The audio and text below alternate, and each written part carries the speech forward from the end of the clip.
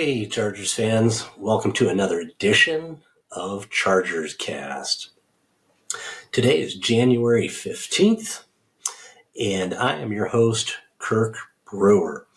The Chargerscast is a podcast by fans, for fans, on everything about your Los Angeles, formerly San Diego, Chargers. I'm a San Diego native, and I've been a Chargers fan since 1978. And as a longtime fan for over 4 decades, I'm here to bring you a unique perspective on the Los Angeles Chargers. Before I get into it, I'm going to apologize up front. I've been a little under the weather. You can probably hear my voice is a little scratchy, and I still got some sniffles. So forgive me, but I didn't want to delay episode number 2 of Chargerscast. There's been a lot going on since Staley and Telesco were fired back on December 15th, and want to continue to keep you guys abreast of what's going on. So let's get into it. Week 18, since our last episode 1, is now in the books, so the regular season is done. So we're going to talk about how week 18 played out and how the results impacted the Chargers 2024 draft position. And with the end of the regular season comes Black Monday. And so that has come and gone. And we'll talk about the additional coaching vacancies that have opened up since the end of the regular season, the coaches that were let go, some surprise firings, and rumors. Also, Super Wildcard Weekend is in the books. And so we'll talk about the games that were played, who won, who lost, and any ramifications. More specifically, not necessarily concerned with who won or lost, since the Chargers aren't playing in any of those games, but what those ramifications may have on the Chargers, specifically on their head coach search. And then finally, the College Natty is done. The national championship game was played. Michigan put a strong performance on against Washington, winning the national championship. So we'll talk about HARBAUGH Watch, which is in full swing. So we've got a lot to cover. So let's get started. As I said, the regular season's now in the books. Week 18 is complete. And despite their best attempts to screw it up, the Chargers were able to lose to Kansas City's backups in a close game in Week 18. So KC was able to pull it out with a late field goal and win by a score of 13-12. You just can't make this stuff up. At the time, Staley was fired on December 15th. There were still 3 regular season games left to go. And under interim head coach Giff Smith, which seems like a great dude, not necessarily a guy I'm looking forward to having the head coaching role, but a really good dude. Players seem to really respect him. The Chargers were able to maintain their ability to lose close games, and they were able to run out the season, losing all 3 of their remaining games, finishing with a record of 5-12. And so with the rest of the games played in Week 18 and the results, the Chargers, finishing at 5-12, were able to land the 5th overall pick in the 2024 draft. That pick is behind Chicago at number 1, which is actually the pick they got from the Carolina Panthers last year. The Washington Redskins, pardon me, they'll always be the Redskins to me, so I'm not even going to correct myself. The New England Patriots and the Arizona Cardinals. Strange to see the Patriots in there. Not used to seeing those. The other teams, seems like they're perennially drafting high. So the Chargers got a great draft position. I mean, they're top 5 in the 2024 draft. For a team that's already got the franchise quarterback, this is a great position to be in. A couple reasons. the Chargers, well, let me first address, there's one player, non-quarterback player, that I would love to see the Chargers get with that top 5 pick. However, the odds of them getting him are pretty slim. And that's wide receiver Marvin Harrison Jr. I think he's going to be off the board probably no later than 3. And I wouldn't necessarily recommend the Chargers use draft capital to trade up further than number 5 to get him. So what would the Chargers potentially do? I don't know. It's a great position to be in, though, when you have your franchise quarterback, because, heck, take the best player available at number 5. That's a great thing. Or you could use that number 5 pick and trade back with a quarterback needy team and get some additional draft capital. So the Chargers are in a really good position heading into the draft. I don't want to get ahead of myself, though. We'll address the draft, the roster needs, potential picks, free agency, all of that stuff in future episodes. But it really doesn't make sense to get into any details at this point until we know who our head coach is going to be and who our general manager is going to be. So that's where we're sitting right now. I mean, heck, we're $35 million over the cap after we let Sebastian Joseph Day go. Heading into 2024, we're about $35 million over. So there's going to be roster cuts. Some contracts are going to have to be renegotiated. And then, between free agency and all that stuff, all that stuff's going to factor into how they remake the roster for 2024. And who's the new head coach and who's the GM are going to weigh heavily in how that gets done.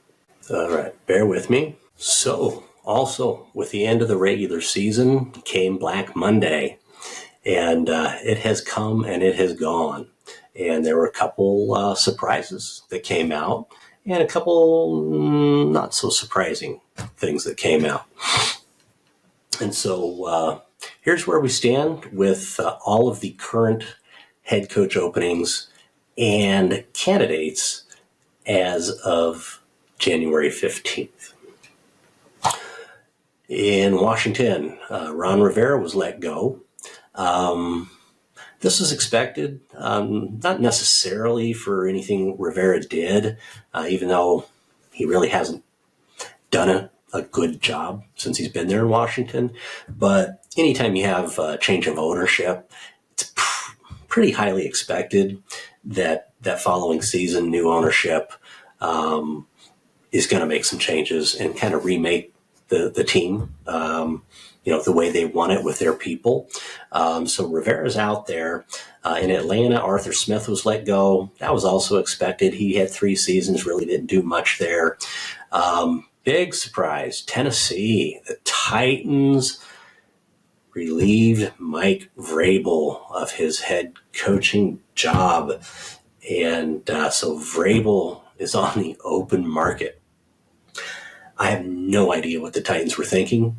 Heck, 2 seasons ago, Vrabel won Coach of the Year.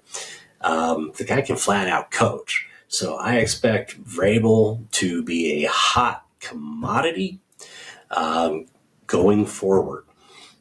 And then another surprise, Seattle.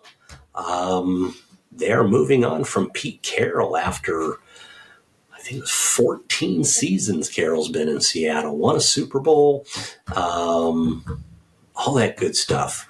And so Pete Carroll's now out, and Seattle is now also on the open market for a head coach. And then lastly, New England.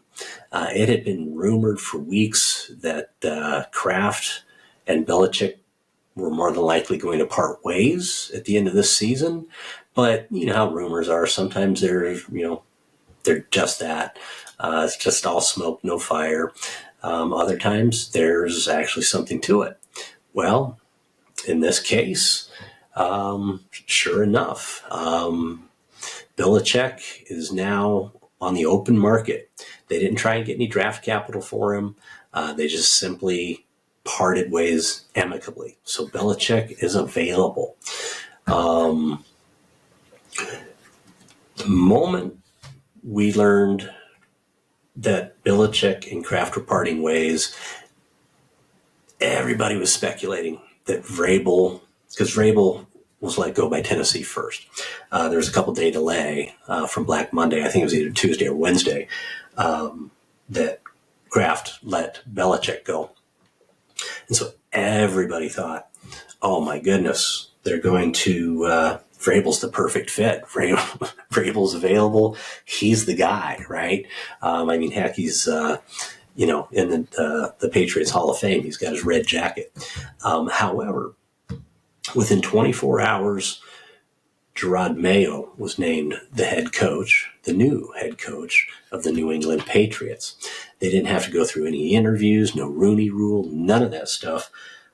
Apparently, it was in his contract that should Belichick leave or be let go, Mayo would be Belichick's successor. And so that contract was reviewed and approved by the league, and therefore they didn't have to go through any of that mess. So within 24 hours, Gerard Mayo was named the new head coach, and so New England is no longer in the market for a head coach, but Belichick is still out there. Some of these openings, and all of these openings, potentially can have an impact on the Chargers' search for a new head coach. All of these openings are going to be competing for head coaching candidates. Now, I don't think it's not a one-size-fits-all. The Chargers have different needs than some of these other teams. Not to mention, the Chargers are, if not the number one destination for any coach who would want to be a head coach in the NFL. They are among the top. I mean, you've got a franchise quarterback. You're playing in SoFi Stadium. You're playing in the Los Angeles market. You've got a $250 million brand new training facility that's going to open up for the start of the 2024 training camp in El Segundo. You just got all of these things going for you. So not everybody will be competing on equal level playing field with the Chargers for head coach candidates, but there will be some impact for sure. But I think, personally, I'm a little biased, but I think the Chargers should be considered the best opening in this hiring cycle for sure.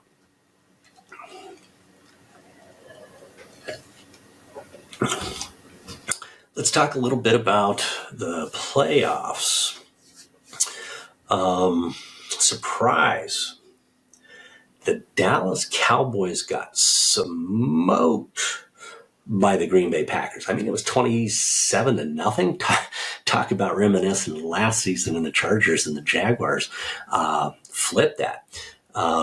The Dallas Cowboys were getting smoked by the Green Bay Packers, the youngest team in the league, 27-0 at one point in the first half. And they ended up losing, forgive me, I don't remember the score, 45-32, I think, an odd score. But so now there's rumblings, Jerry Jones. There is rumblings that Jerry Jones may part ways with Mike McCarthy. Clearly, the Dallas Cowboys are an attractive position for any head coach just by the nature of being the Cowboys. Personally, I don't know if I'd want to work with Jerry Jones. It seems like a good dude. I just don't know if I'd want him to be my boss. But that could have an impact on the Chargers and who they end up hiring. No word is out yet. It's been a day since that game, and no announcements yet whether McCarthy's going to be let go. And then today, Pittsburgh lost to the Buffalo Bills, and at this stage of the game, Tomlin is still there. He's under contract through 2024. But there had been rumors that Tomlin and the Steelers might part ways. So, we'll wait and see. We'll continue to monitor that situation. So let's go ahead and run through these available head coaching candidates, at least these new ones. Just kind of give you my 2 cents kind of on each one, and then kind of revisit what I believe is the make sense list of candidates for the Chargers. When I say make sense, meaning somebody who's got head coaching experience, someone who's a proven winner, someone who's a proven leader. If you don't meet those three, the Chargers shouldn't even consider them, period, based on years and years of history, not to mention these last 3 coaching hires that they had, which were all first-time head coaches. Coordinators got promoted and just didn't work out. And in the previous episode, we kind of ran through where the Chargers and other teams have had the most success. And it's when you've got a proven winner with already had head coaching experience, winning experience, and a proven leader of men. So let's run through these. Let's start with Arthur Smith in Atlanta.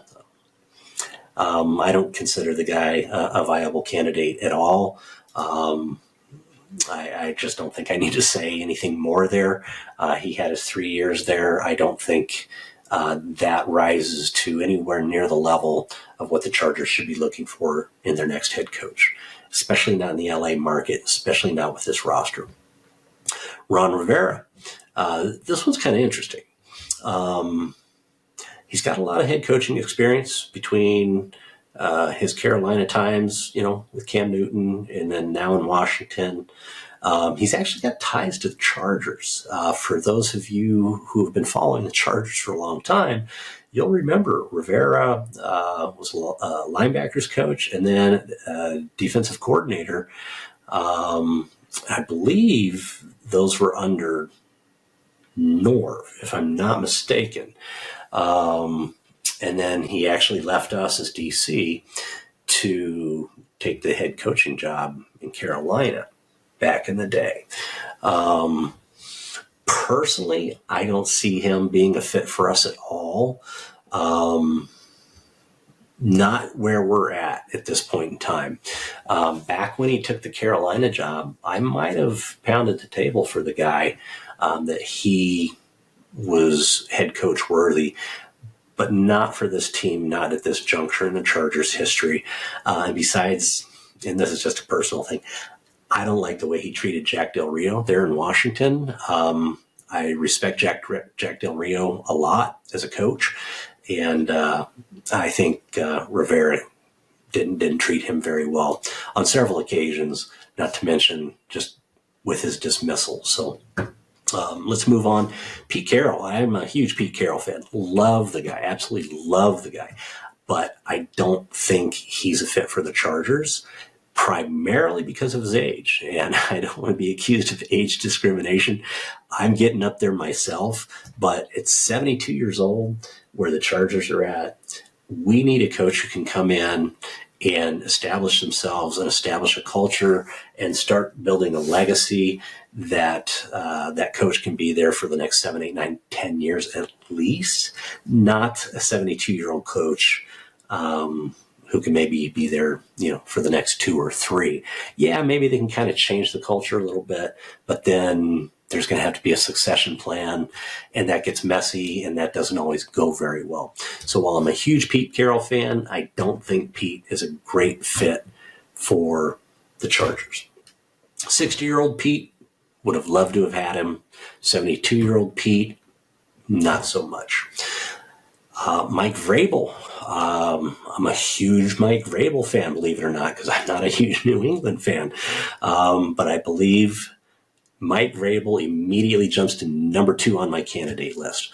Like the guy a lot. He can flat out coach his butt off. And he's a leader. He's a proven leader. Players like playing for him. That guy, number 2 on the list now. And then there's Bill Belichick. I don't see him in LA. It just doesn't in my mind, it doesn't look right. Is he going to wear one of those butchered up hoodies in SoFi Stadium and, just all the whole New England thing. Not to mention, again, same thing with Pete. Belichick's 72 years old. We don't need to bring in a guy who can only be there for the next 2 or 3 years. And then we've got to have a succession plan. So for a number of reasons, I don't see Belichick as a fit for us. Okay. So kind of going back over my list here, Harbaugh's number one on my list, hands down. I'm all in for Harbaugh, 150 million%. I think it's just the timing, everything. The stars are kind of aligning for Harbaugh to be our next coach, right? He won the national championship. He finished his, tail end of his career, 1999 and 2000, played quarterback for the Chargers. He started his head coaching career with the University of San Diego Toreros. Are you kidding me? And he made those guys a great team. He's got strong ties to California, back when he was a kid, back when his dad was coaching, not to mention, coaching USD, coaching for the Raiders. I think he was quarterback coach one year up in Oakland, coaching Stanford, and coaching the 49ers. Also, I think it's there's kind of a mutual attraction there between Harbaugh and the Chargers, right? We've got a great stadium to play in. He's got Justin Herbert. Imagine what he can do with that guy. We've got the new $250 million training facility getting ready to open up. I don't know. It just seems like the stars are aligning for that to happen. Hopefully I'm not getting my hopes up. I know I'm not the only one. I think it just makes sense to everybody who's following this, that Harbaugh's the guy. So he's number one, and it's like a big drop off from number one down to number two. Okay. And as I told you guys, now that Mike Vrabel's available, he immediately rises up to number two on my list. If Tomlin were to become available, I think it would be 2A and 2B, but there's still a drop-off. Harbaugh's number one, and then it'd be either Vrabel or Tomlin, and I'd be happy with either of those two, only if Harbaugh stays at Michigan. If Harbaugh goes to the NFL and he does not end up with the Chargers, I'm going to be pissed. And my God, if he ends up with the Raiders and he ends up kicking our ass for 10 years, that wouldn't be good. I'm just leaving it at that. That wouldn't be good. So, and then there's Dan Quinn. The Cowboys just got spanked. I think Dan Quinn still checks a lot of the boxes. Experienced. He's won. He's led team to the Super Bowl. They lost, but he led them there.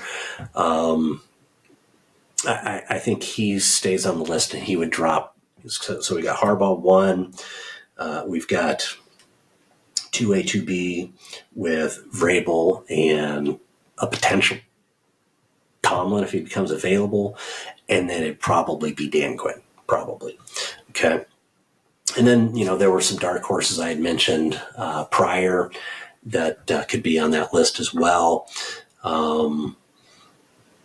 There has not been any rumors on those dark horses as far as head coaching stints, getting back as head coaches. And those two dark horses that I mentioned last time were Tony Dungy. I could see that if he were interested in coming back, and the Chargers were interested in entertaining that. And then Chucky. I could see that. I absolutely could see that. I could see him having a absolute vendetta to tear apart the AFC West as the head coach of the Chargers with Justin Herbert as his gunslinger. Will he win his case? He'll win the case to not have to be arbitrated by Goodell so that it actually can go to court. And then the NFL is going to settle because they do not want the dirty laundry aired in court, why they only released his emails. And so when all the dust settles on that, will that settle in time for the 2024 hiring cycle? Probably not, but I think it's coming up pretty quick.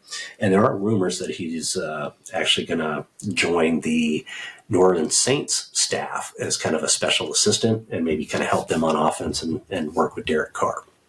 So that's that.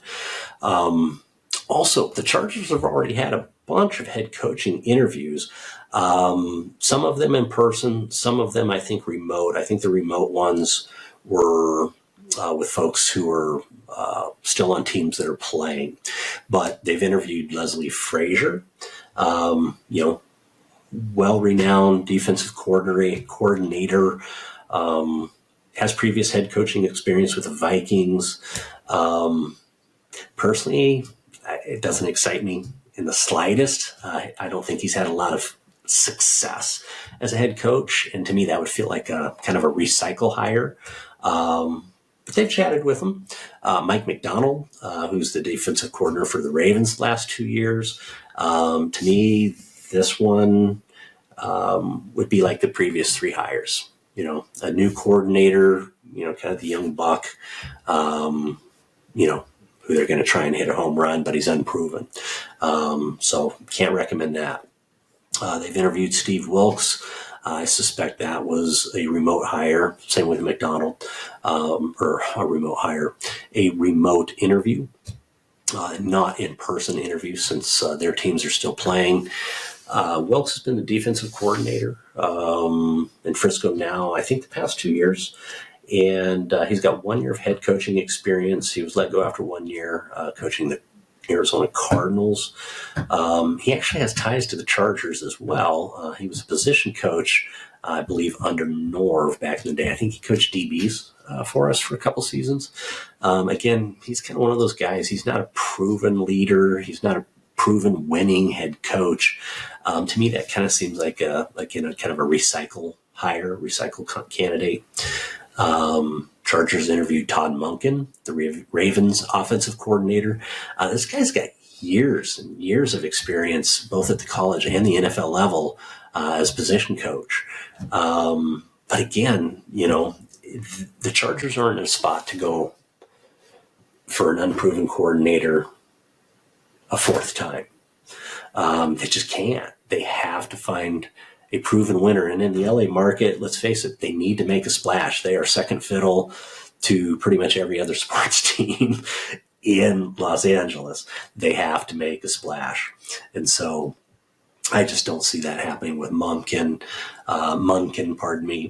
The Chargers have interviewed Patrick Graham, the Raiders defensive coordinator. This one to me was kind of interesting.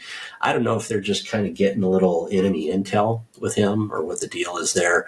I don't know a whole lot about him other than he's the current DC in Raiders. He's got quite a few years of experience in the NFL ranks. He was with Miami for a little while, the Giants, and New England.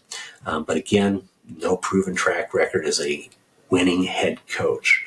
And so to me, he's just not a viable candidate. Last but not least, both Kellen Moore and Giff Smith were interviewed for the head coaching job.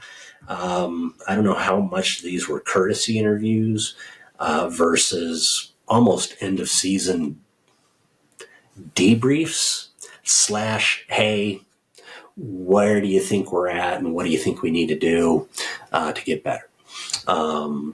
I don't see either of these guys being in a position or being the candidate that the Chargers need at this point in time. So right now, you've kind of got that list, right? Harbaugh, head and shoulders number 1 above the rest.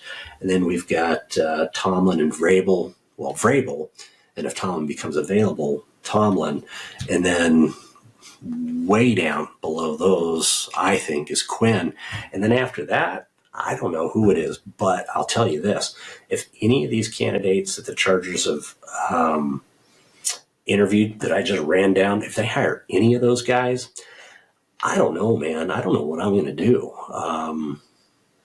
I've been a Chargers fan ever since I was a teenager. And part of me is like, how much more do I have in me if the Spanoses, especially with John being more involved now, if they don't move the needle at this stage of the game? They're playing in LA, they're playing in SoFi, they got Justin Herbert. This is the time. Either do it right or don't do it at all, or sell the freaking team. So if they fall short on this hire, I honestly don't know what I'll do. Honestly, it pains me to say that, but we'll see.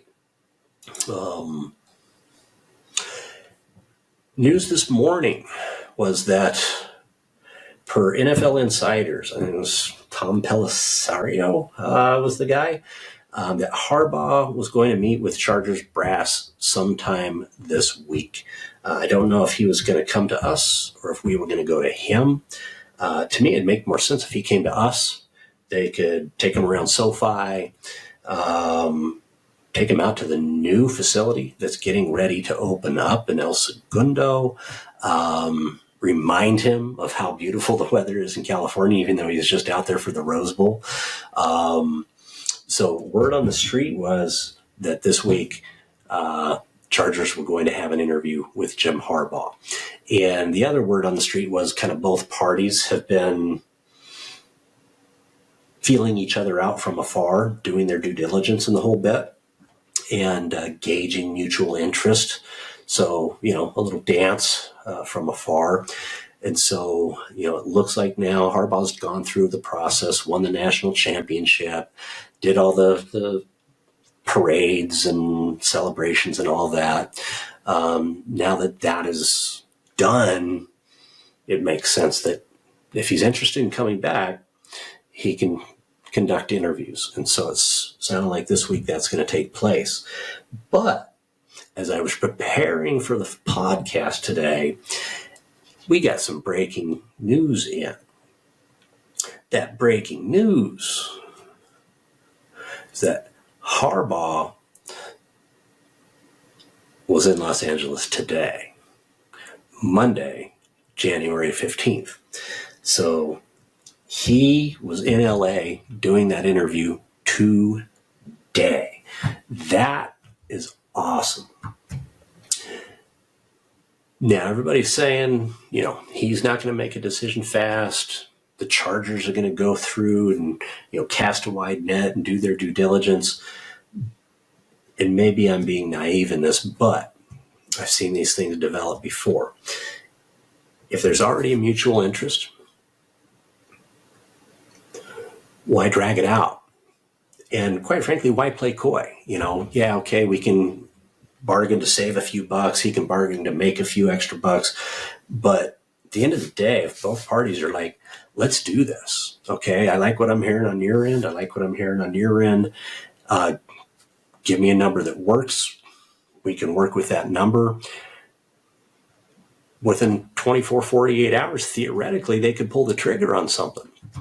If I was a Chargers, heck, I wouldn't let him out of town, period. I wouldn't let him out of town without getting a contract done. That's just flat out. What's it going to take?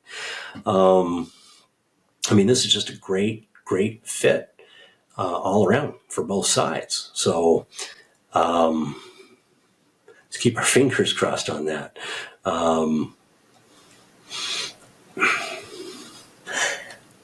At this point, until we hear more news, that's the latest. We'll continue to monitor. If something changes, we'll hop on and we'll get you guys updated. Last but not least, we still have an open GM vacancy. Okay. The Chargers have actually conducted a few interviews of potential GMs. And with the exception of our current Director of Player Personnel, JoJo Wooden, who was interviewed for a GM position, it looks like all of these candidates have some tie, connection, familiarity with either Jim Harbaugh directly or John Harbaugh and or the Ravens, which I find kind of interesting. So let's run down this list real quick. I'm I don't follow GMs nearly as closely as I follow coaches and players. And I definitely don't follow assistant GMs and player personnel departments and on all 32 teams in the NFL. Okay.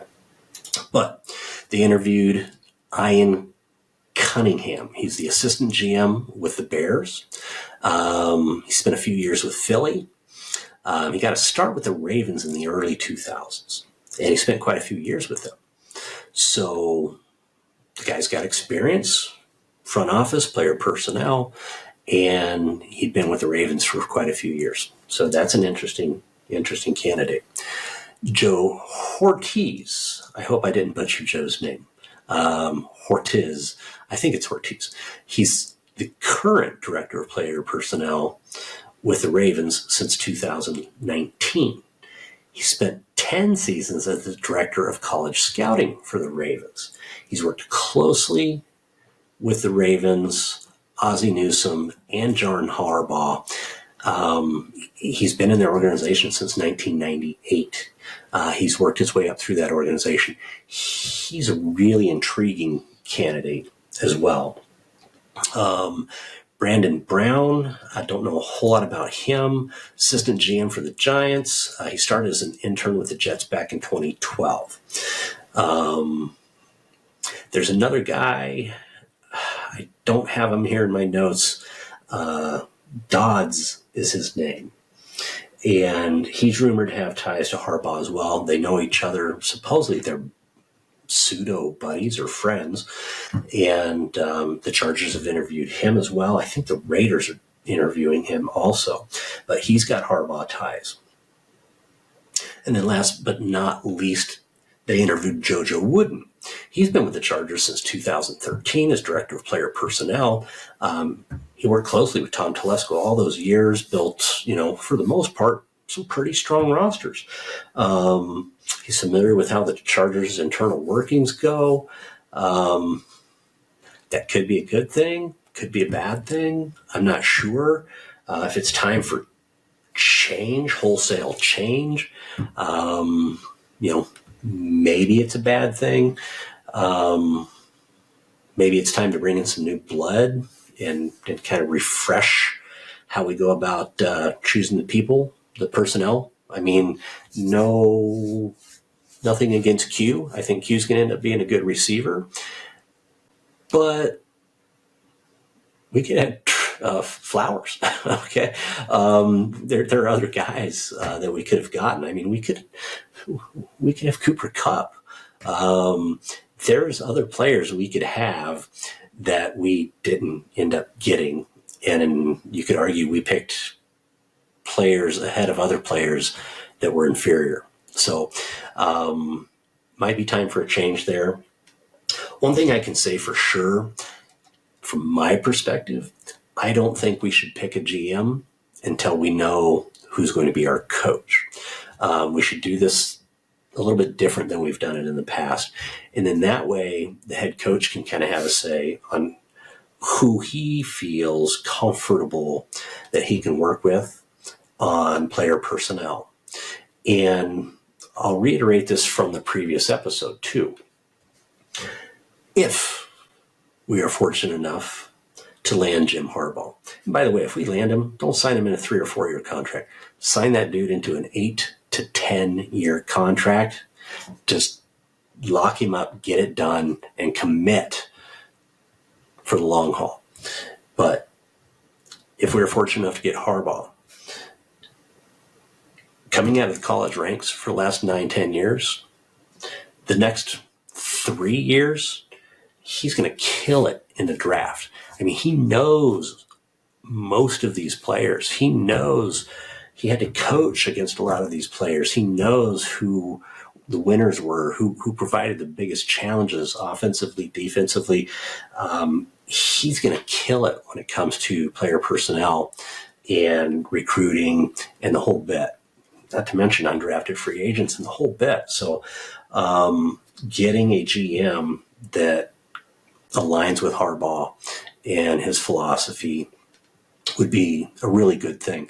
And by the way, if we're going to model ourselves after a franchise going forward, I don't think modeling ourselves after the Ravens, Ozzie Newsome, John Harbaugh, I don't think that's a bad thing. They've been a winning franchise for years and years and years, and they've done it many different ways. They've adapted over the years their schemes to their players. So, but the one thing they've always had is a stout defense. And so that's something Harbaugh is big on as well. Physical football in the trenches on both sides of the ball. So there you have it for this episode. Lot to unpack. I hope you guys enjoyed it. Harbaugh Watch continues. We will continue to monitor the situation as it develops on the head coaching search. If you have any questions or comments, please leave them below. I would love to get your questions and or comments. I'd like to be able to start answering those questions and comments on air. At some point down the road, I'd actually like to have a few other fans on with me that we can engage and answer questions and kind of have a little bit of a back and forth discussion. I think that would be awesome. I'm Kirk Brewer. This is Chargerscast. It's a podcast by fans, for fans on everything Chargers. So thanks for watching, and we'll catch you next time on Chargerscast.